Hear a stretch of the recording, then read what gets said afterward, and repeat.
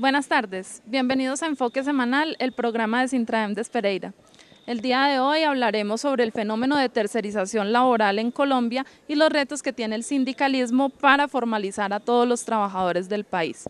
Además, hablaremos sobre el Día Internacional de la Mujer Trabajadora que se conmemora el 8 de marzo a través de unas entrevistas que le haremos a dos mujeres, una estudiante y una trabajadora de la UTP.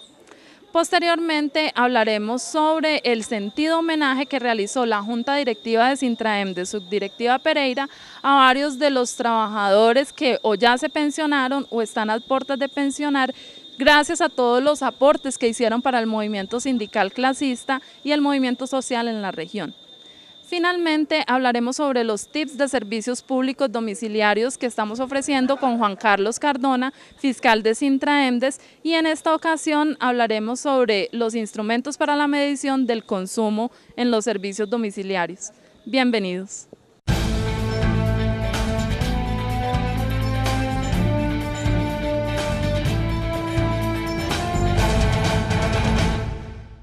La formalización laboral es un reto, una perspectiva de todo el movimiento sindical clasista porque le permite a los trabajadores mejorar sus condiciones de vida. Nosotros desde Sintraemdes y junto con otros sindicatos estamos promoviendo que las empresas contraten directamente a sus trabajadores y no a través de la tercerización laboral.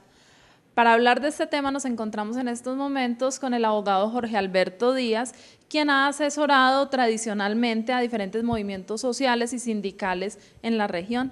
Jorge, bienvenido a Enfoque Semanal. Muchas gracias. Bueno, Jorge, hablemos de cómo es el proceso en estos momentos de tercerización laboral en el departamento. ¿Por qué se presenta este fenómeno? A ver, el fenómeno de la tercerización laboral hay que ubicarlo en Colombia básicamente a partir de la expedición de la Ley 50 del año de 1990.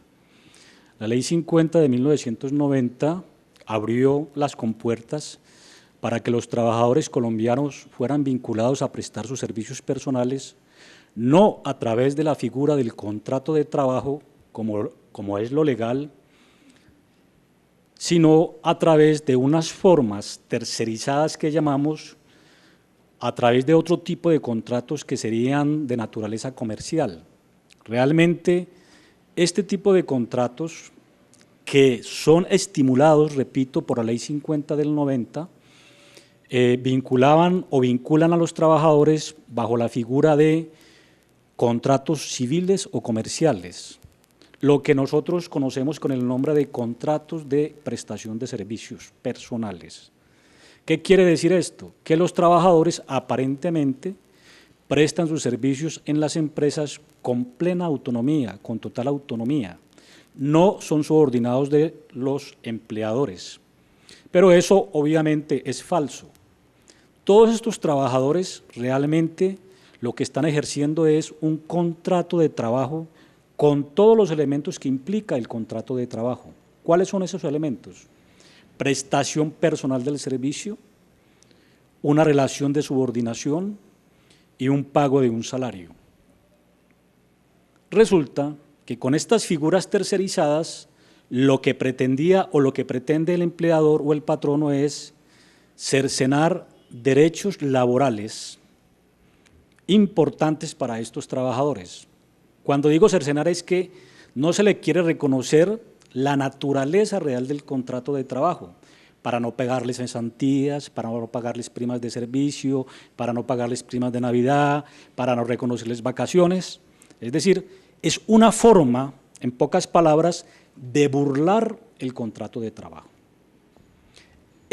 Las leyes en Colombia, desafortunadamente, insisto, a partir de la Ley 50 del año de 1990 y hasta hoy, han venido estimulando ese tipo de contratación, a pesar de que en nuestra Constitución se consagra un principio fundamental del derecho del trabajo y es lo que llamamos el principio de la primacía de la realidad.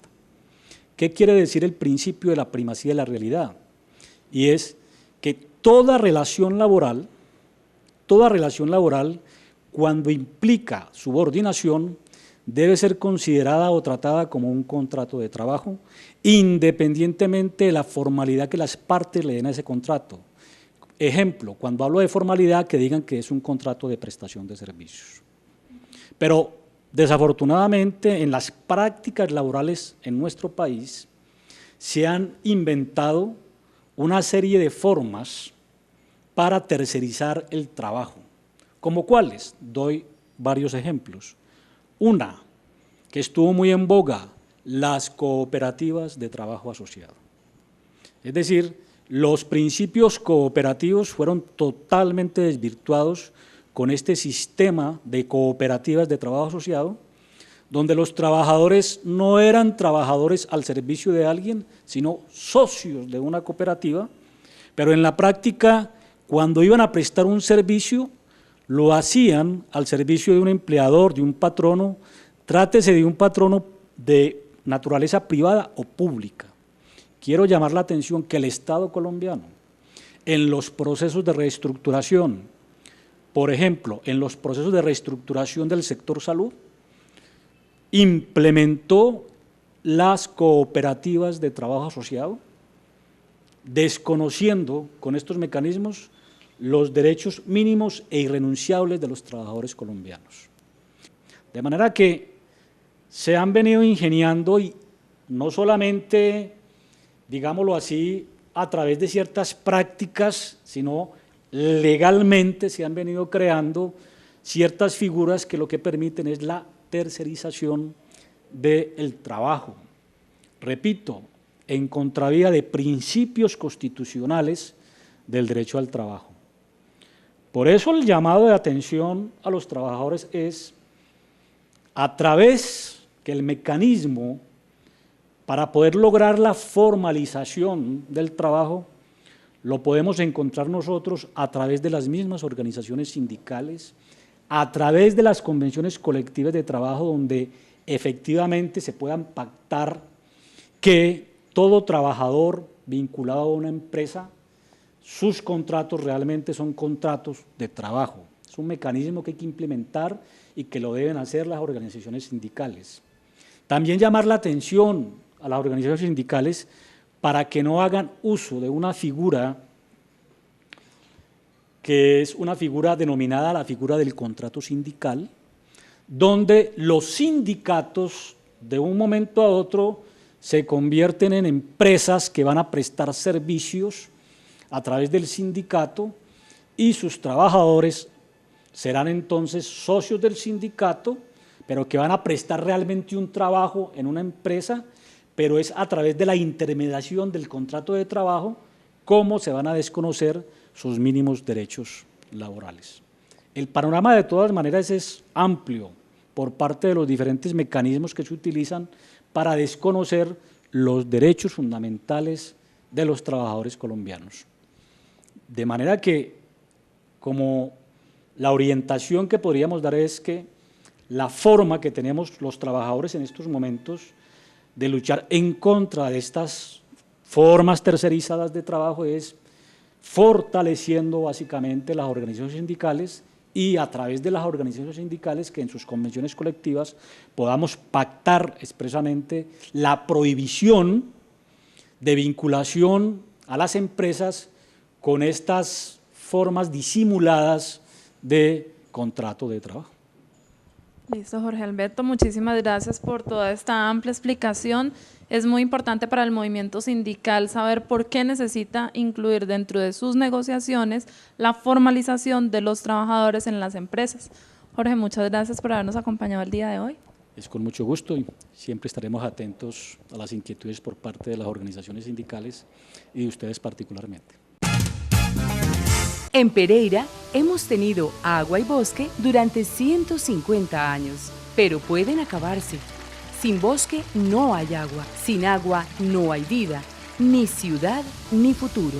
Cuídalo, para que el agua sea buena y abundante los próximos 150 años y mucho más.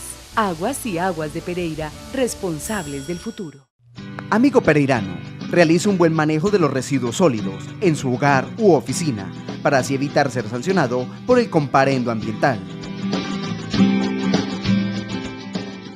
Una campaña de la empresa de aseo, el Consejo Municipal, ATC de Occidente y la Alcaldía, por una Pereira más limpia.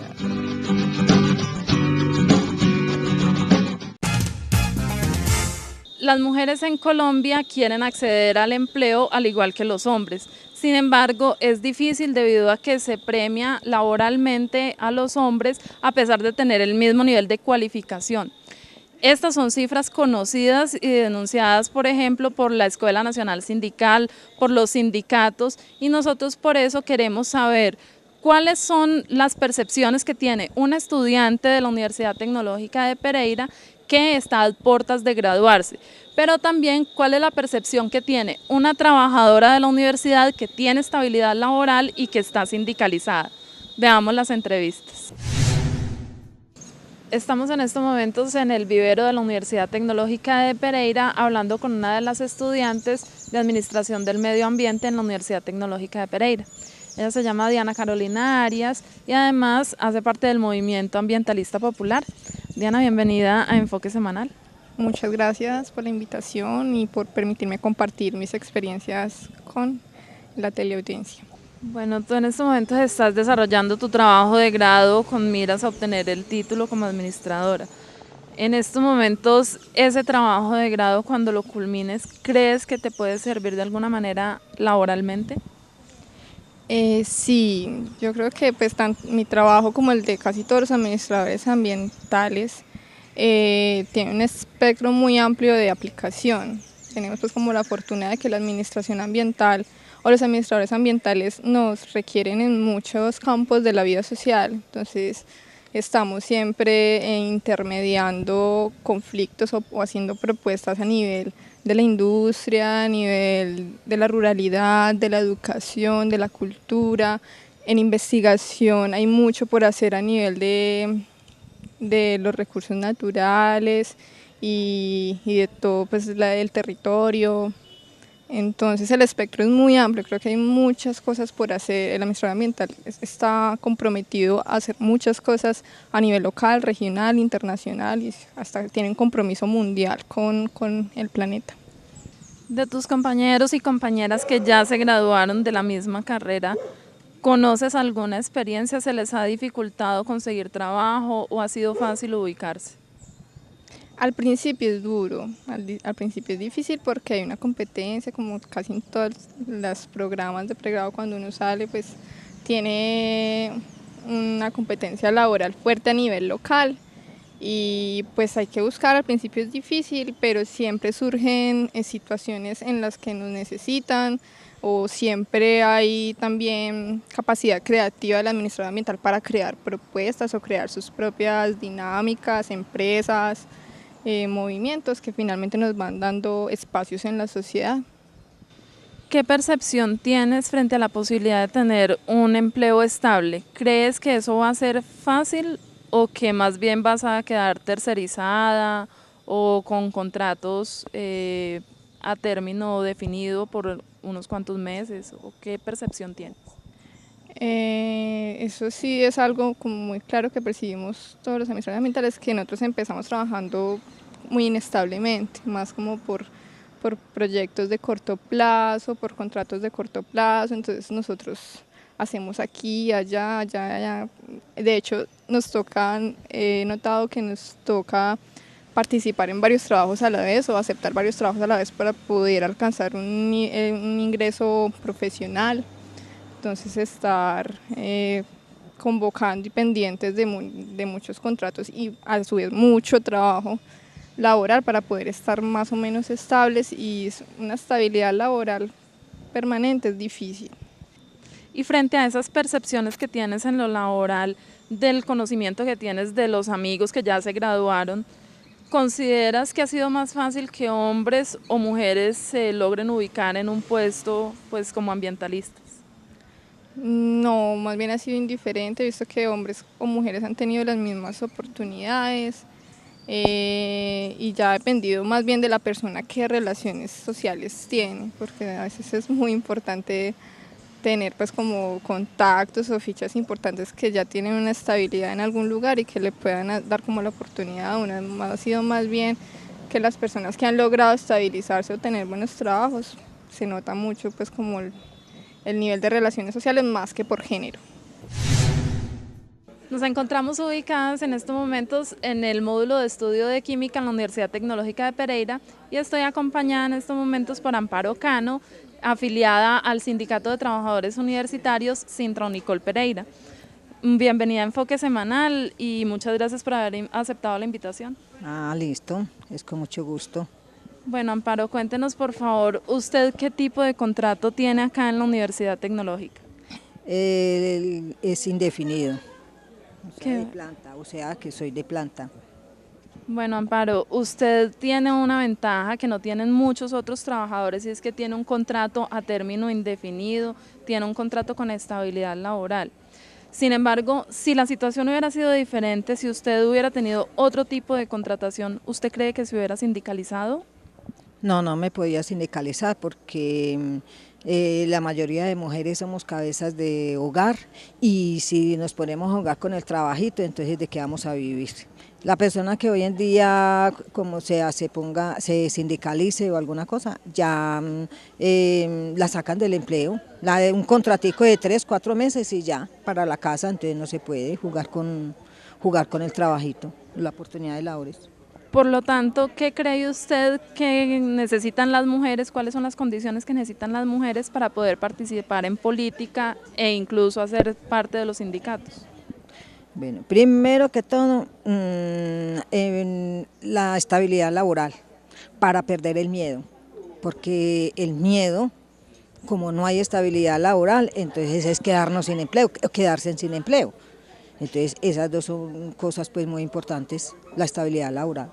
Que no sea por contraticos, una persona que tiene un trabajo de 3 meses, ¿qué puede hacer? Nada, absolutamente nada. Amparo, finalmente, ¿usted qué cree que qué beneficios le ha traído a usted como trabajadora estar vinculada a Sintra Unicol? A Sintra Unicol, tener el poder luchar y defender los derechos adquiridos. Pues para mí eso, y que puedo porque pues mi estabilidad laboral y estar sindicalizada es con ese fin, de defender los derechos adquiridos. Una de las propuestas de responsabilidad social de la empresa de energía de Pereira es el Club Mujeres de la Energía, a través de su proyecto de economía familiar. Nuestro objetivo principal es brindarle a las madres, en su mayoría cabeza de hogar, como una oportunidad. Esto es un proyecto de vida para que ellas tengan la opción de aportar ingresos a su casa. Y no solo eso, sino que acá no se les niega la oportunidad de que, o sea, no tienen excusa para venir. Pueden traer sus hijos, incluso algunas han llegado a traer a sus esposos y comparten este espacio con ellos. Muchas gracias, Empresa de Energía de Pereira.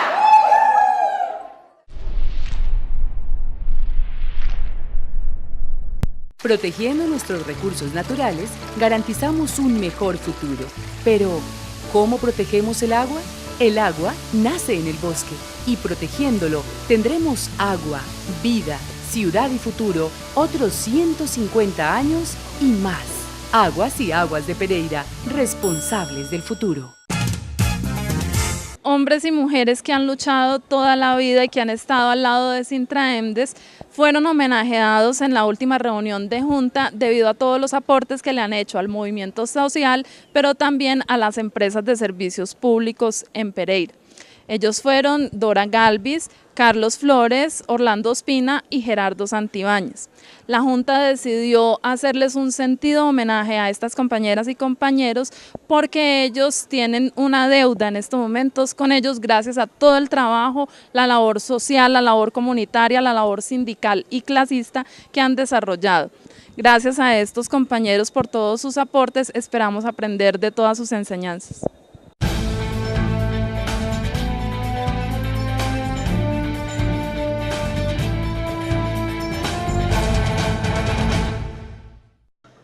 Durante varias mingas que ha realizado Sintraemdes con poblaciones vulnerables, se ha utilizado una herramienta didáctica. Se trata de una maqueta con la cual se le enseña a la gente a distinguir cómo son los consumos de energía, de gas y además para que sepan cuáles de los electrodomésticos son los que tienen mayor consumo.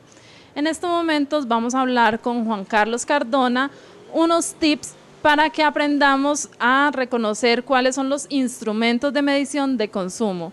Juan Carlos, nuevamente bienvenido a Enfoque Semanal. Listo, muchas gracias, y a los televidentes de Enfoque Semanal, claro que sí. Pues importante primero decirles que en la Ley 142 del 94, que regula los servicios públicos domiciliarios, en el artículo 144 aparece descrito así: los instrumentos de medición de consumo. ¿Qué garantizan esos instrumentos?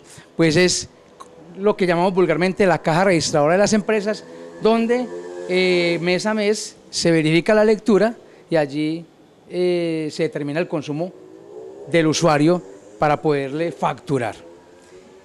En energía pues existen dos equipos de medida hoy: el electromecánico, que es un medidor que lo llamaban vulgarmente medidor de disco, medidor que algunos todavía están instalados, y pues nos dábamos cuenta de su funcionamiento a través del disco, y el registro del consumo pues lo llaman registro ciclométrico, que son los dígitos que aparecen donde se determina la lectura que tiene el medidor. Y en el medidor llamado electrónico, pues es un medidor que genera impulsos, ¿sí? Y allí pues es un pilotico el que está generando, el que determina cuándo está funcionando el medidor, y algunos de estos medidores, el display electrónico, como los de los equipos muy modernos, los celulares inclusive, o las calculadoras, pero otros también tienen registro ciclométrico, que es el de los dígitos como en el electromecánico. Respecto al agua, pues también tenemos el medidor de agua, ¿sí? Que tiene las medidas de caudal, y también los registros sí son totalmente ciclométricos. Y en el medidor de gas, pues los registros son ciclométricos y también se mide por caudales. Empecemos con ellos dos. El medidor de agua, el consumo se mide en metros cúbicos, y para que el usuario entienda, un metro cúbico es el equivalente de 1000 litros. Entonces, para yo saber cuánto es, cuando yo me dicen me gasté 1 metro cúbico de agua, pues me gasté 1000 litros de agua, y si me gasté 10 metros cúbicos, me gasté 10.000 litros de agua. Lo mismo es el gas. El gas también se mide en metros cúbicos, entonces cuando yo me gasto 6 metros cúbicos de gas, me estoy gastando 6.000 litros de gas en mi consumo. En la energía, el consumo se determina por kilovatio hora, y el equivalente en kilovatio hora es, vamos a hacerlo aproximado, 1 kilovatio hora, para hacerlo más didáctico, es lo que dura un bombillo de 100 vatios prendido 10 horas, o lo que puede durar una hornilla de energía prendida 1 hora. Así se determina el consumo, y los instrumentos pues son los que utilizan las empresas para poder, uno, garantizar que el consumo se mida, y pues al usuario se le garantiza que ese consumo no se le va a cobrar por promedio, o se le va a hacer un ajuste que de pronto el usuario puede que no esté de acuerdo. Pues es por eso importante tener el equipo de medida funcionando bien, y pues para que garantice que el consumo que sea el efectivo que se está registrando para ese usuario. ¿Cómo hace el usuario para saber que lo que la empresa le está cobrando coincide con lo que tiene el medidor en su casa? El usuario tiene dos formas para hacerlo. Uno, pues en la factura, la semana pasada, cuando explicábamos la factura, le hablamos en qué espacio de la factura está el número del medidor, y todos los medidores tienen una placa característica. Luisa, esa placa característica, en esa placa aparece el número del medidor. Entonces yo con la factura verifico la placa característica del medidor, y ahí verifico que ese número sí sea mi equipo de medida. Y lo otro es que yo puedo verificar la lectura. Yo día a día, o cuando pase el lector, si me doy cuenta que está en la obligación de entregarme el desprendible de lectura, ahí yo puedo verificar que esa lectura que me entrega sea la que esté en el equipo de medida, porque fácilmente yo lo puedo observar, y como lo veíamos en este medidor de energía que lo voy a explicar electromecánico, los primeros 5 dígitos, sí, son los dígitos que aparecen en la lectura. El último dígito, los últimos 2 son decimales, no son tenidos en cuenta. Entonces la empresa le factura las lecturas con los primeros 5 dígitos. El usuario puede verificar la lectura cuando pase el lector, e inclusive puede hacer el seguimiento día a día de la lectura para saber cuánto se consume diario, y así determinar su consumo mensual.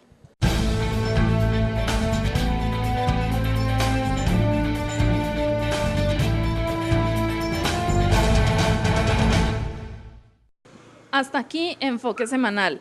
Una vez más les recordamos nuestra invitación al Cineforo de los Trabajadores. En esta ocasión, este jueves, proyectaremos la película Patagonia Rebelde en el Teatro de Confamiliar a las 6:30 de la tarde. Además, les recordamos que si tienen alguna inquietud o denuncia para presentar en su comunidad, se pueden comunicar con nosotros a las líneas telefónicas que aparecen en pantalla, 336-6044 y 336-6740. Cineforo de los Trabajadores, una iniciativa de Juan Carlos Valencia.